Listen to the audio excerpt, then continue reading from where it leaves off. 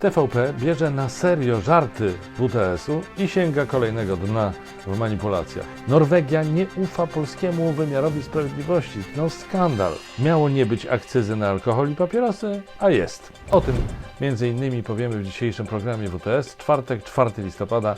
Maciej Orłoś, zapraszam.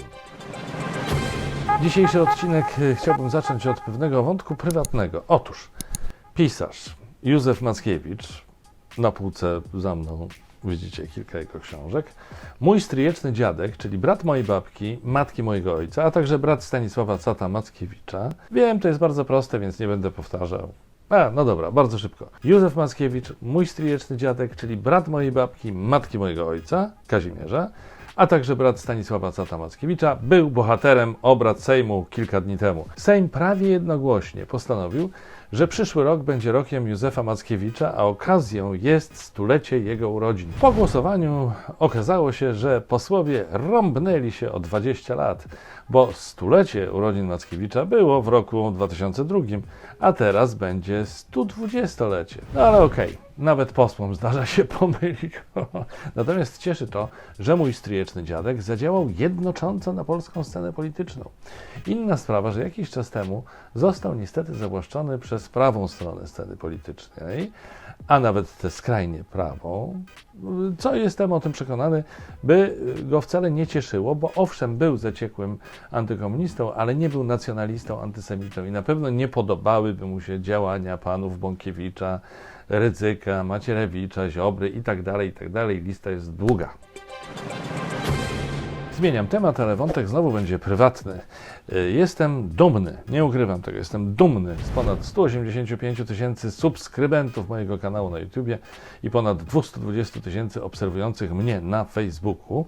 Zachęcam Was oczywiście do śrubowania tych statystyk i wsparcia WTS na Patronite, ale nie będę ukrywał, że dotychczasowe osiągnięcia programu w telegraficznym skrócie pokazują jednoznacznie, że odciskamy wspólnie z Wami, drodzy internauci, jakieś piętno na krajobrazie medialnym, także na wiadomościach TVP, choć niechcąco. Ostatnio sztandarowy ściek telewizji publicznej pokazał w jednym z newsów nagranie z planu serialu sensacyjnego Netflixa obrazujące strzelaninę uliczną, a osoba udająca dziennikarza stwierdziła, że to obraz Szwecji opanowanej przez agresywnych migrantów.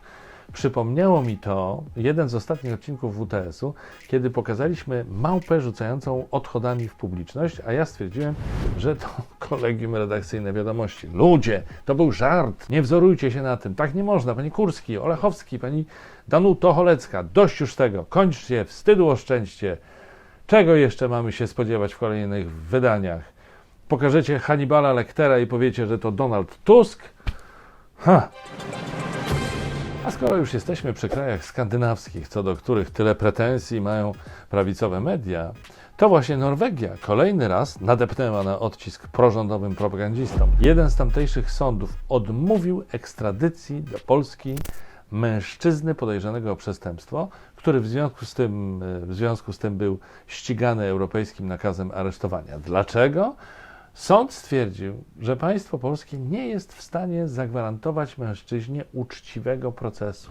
To jest efekt upolitycznienia systemu sądownictwa. To jest dramat, kurwa. Za co, nawiasem mówiąc, od ubiegłego tygodnia powinniśmy byli jako państwo już zapłacić około 30 milionów złotych kary, a więc prawie pół Sasina. Norweski sąd to już wie, to może czas, żeby w końcu dowiedzieli się także Polacy. Drodzy widzowie, zapamiętajcie sobie, jeśli w jakiejś sprawie idziecie do sądu, to nie macie nawet co zakładać, że wyrok zapadnie zgodnie z prawem. To znaczy może zapadnie, ale nie takie jest założenie naszego upolitycznionego systemu sądownictwa. Jego założeniem jest, by zapadł wyrok po myśli Zbigniewa Ziobry. A to, żeby sprawę ująć łopatologicznie, wprost, żeby nie miał nikt wątpliwości, z praworządnością ma niewiele wspólnego. Wiemy już więc, że zgodnie ze słynną zasadą z filmu Sami Swoi, sąd może być sądem, ale sprawiedliwość musi być po Ziobry stronie. W negocjacjach nie można być, za przeproszeniem, miękiszonem, trzeba być twardym. Sprawiedliwość w naszym pięknym kraju działa tak, że w sprawie zabójstwa Pawła Adamowicza Ciągle jeszcze nie zaczął się proces, bo przez prawie 3 lata prokuratura nie była w stanie ustalić, czy zabójca był w pełni władz umysłowych, czy też nie. I z powolnością tej pracy z pewnością nie ma nic wspólnego to, że w trakcie śledztwa wyszły na jaw informacje wskazujące na możliwe nieprawidłowości w pracy organów ścigania, a także służby więziennej, bo przypomnę, że przed dokonaniem zabójstwa Stefan W. odsiadywał inny wyrok. Całe szczęście, że znacznie bardziej dynamicznie prowadzone jest śledztwo w sprawie dziennikarki dużego formatu Katarzyny Włodkowskiej, która ujawniła dziwne fakty ze śledztwa. Prokuratura uważa, że nie powinna była tego robić. Najwyraźniej w Rzeczpospolitej Ziobrowskiej nie uznaje się, że dziennikarze śledczy mają większą swobodę działania ze względu na ważny interes społeczny. Pamiętacie może aferę Watergate w Stanach Zjednoczonych? Gdyby tam nie chodziło o Nixona, tylko o Ziobrę, to kłopoty mieliby dziennikarze Woodward i Bernstein, bo u nas ważny interes to tylko interes partyjny. Dlatego prokuratura nawet załatwiła decyzję sądu zwalniającą Włodkowską z tajemnicy dziennikarskiej. Reporterka, powołując się na zasady etyki zawodowej, i tak odmówiła. Jej decyzja cieszy się wsparciem krajowych i międzynarodowych organizacji stojących na straży wolności słowa. Więc, jak się pewnie domyślacie, akurat nie Stowarzyszenie Dziennikarzy Polskich, bo to jest organizacja, w skład władz której wchodzą sympatycy, a nawet działacze koalicji rządzącej. No dobrze, odetchnijmy trochę od tych ciężkich, ale ważnych tematów oczywiście, a przejdźmy do ważnych, ale lżejszych. Całkiem możliwe, że archeolodzy z Izraela odnaleźli świętego Grala, nie tego prawdziwego, ale metaforycznego. W ich ręce wpadł bowiem starodawny pierścień chroniący przed kacem. Jeśli to nie jest święty Graal archeologii, to nie wiem, co jeszcze mogłoby nim być. Złoty pierścień jest przyozdobiony ametystem. Jak donosi Polsat News, wśród wielu mocy, którymi miał dysponować ten kamień, jest zapobieganie negatywnym skutkom wypicia zbyt dużej ilości alkoholu.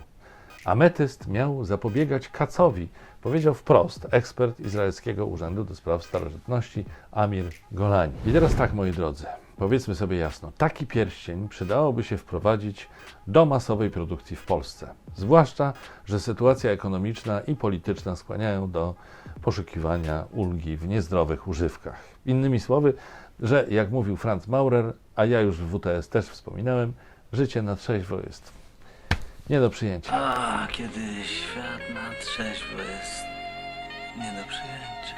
Oczywiście żartuję, tak?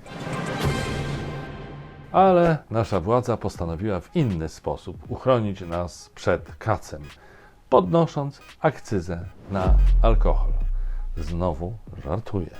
Nie łudzę się przecież, że ma to skłonić Polaków do ograniczenia spożycia alkoholu. Ma to tylko dopompować państwową kasę wydrenowaną przez pisowskich ekspertów do wywalania pieniędzy w błoto. Ograniczenie spożycia byłoby celem szlachetnym, bo liczba przestępstw i patologii na gazie jest wstrząsająca i nieporównywalna z większością cywilizowanych krajów. Oczywiście samo podnoszenie akcyzy jest metodą walki dyskusyjną. Sami zdecydujcie, czy się z nią zgadzacie, czy nie, i dajcie znać w komentarzach. W każdym razie Sejm ustawę w tej sprawie przyjął, częściowo dzięki głosom, a częściowo dzięki nieobecności posłów opozycji, która straciła okazję, by dać PiS-owi psztyczka w nos po prostu. Ale w całej tej historii najsmutniejsze jest coś innego. Otóż rząd w sprawie planów podwyżki zwyczajnie i ordynarnie kłamał. Jak podaje Konfederacja Polskich Pracodawców, pracodawcy RP, jeszcze 19 września bieżącego roku na oficjalnym koncie Ministerstwa Finansów na Twitterze opublikowano post o następującej treści. Informacje o planach drastycznej podwyżki akcyzy na alkohol to fake news. W hashtag Ministerstwo Finansów nie toczą się prace w tym kierunku. Hashtag Stop Fake News. 3 tygodnie od wpisu na Twitterze, na portalu Rządowego Centrum Legislacji opublikowano projekt drastycznych podwyżek akcyzy, zarówno na alkohol, jak i na papierosy i tytoń. Prawda nas wyzwoli, panie i panowie. Prawda nas wyzwoli. W tym przypadku od nadmiaru pieniędzy. Tymczasem chciałbym zatoczyć koło i na koniec wrócić do TVP. To znaczy nie wrócić do TVP, bo jest mi dobrze tu, gdzie jestem, ale powiedzieć coś jeszcze o TVP, o to mi chodziło. O tym, jak bardzo szanuję ichniejsze kadry. Jestem ogromnym fanem Jarosława Jakimowicza, który w swojej autobiografii opisał m.in. swój współudział w procederze handlu ludźmi. Kiedy wylała się na niego fala krytyki, stwierdził, że to nie autobiografia, ale fikcja literacka. Sądu to jednak nie przekonało i nakazał prokuraturze przeprowadzić w tej sprawie śledztwo. Jestem też wielkim fanem Marcina Najmana, który nieraz pojawiał się na antenie TVP Info jako komentator, a który ostatnio urządził galę, za przeproszeniem, sztuk walki, podczas której przeprowadzane były damsko-męskie naparzanki. Tak to określam, bo brali w nich udział internetowi celebryci, a nie sportowcy. A ostatnio zyskałem jeszcze większy szacunek wobec kolejnego komentatora telewizji publicznej, gwiazdora disco polo Sławomira Świeżyńskiego. Jak donosi branżowy portal press.pl, lider zespołu Bayer Full i komentator TVP miał nielegalnie rozpowszechniać utwór Tawerna pod pijaną zgrają. Decyzją sądu będzie musiał zniszczyć wszystkie płyty zawierające tę piosenkę. Świeżyński odcina się od zarzutów, a ataki na niego nazywa politycznymi. Tak, żeby inaczej, oczywiście. A propos muzyki, przed nami muzyka w WTS-ie. Oddaję głos Antkowi, którego nowy WTS bis jest znakomity. Polecam. Nie tylko dlatego, że Antek jedzie w nim po TVP. Naprawdę, nie tylko dlatego, oczywiście. Ale jak krew swoją drogą. Antosiu, bardzo proszę. Witam Państwa serdecznie. Dziś w moim małym kąciku muzycznym po pierwsze ogłoszenie parafialne. Powoli kończą mi się piosenki, które mi podsyłaliście od jakiegoś czasu, żebym je tu prezentował w programie, więc ogłaszam, że śmiało można znowu podsyłać. A jak komuś obiecałem, że puszczę w WTS-ie utwór, a jeszcze nie puściłem, to proszę do mnie pisać i się przypominać na Instagramie śmiało.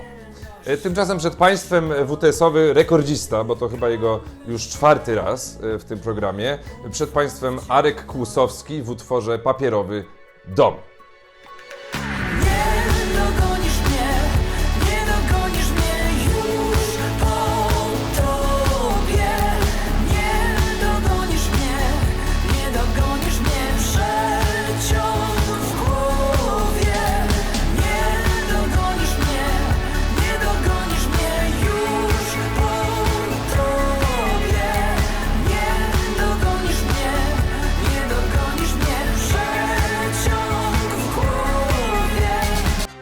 I to tym razem wszystko. Pozdrawiam Was bardzo serdecznie. Patronów zapraszam na specjalny dodatek, tylko dla nich. Do zobaczenia w niedzielę. Trzymajcie się. Cześć!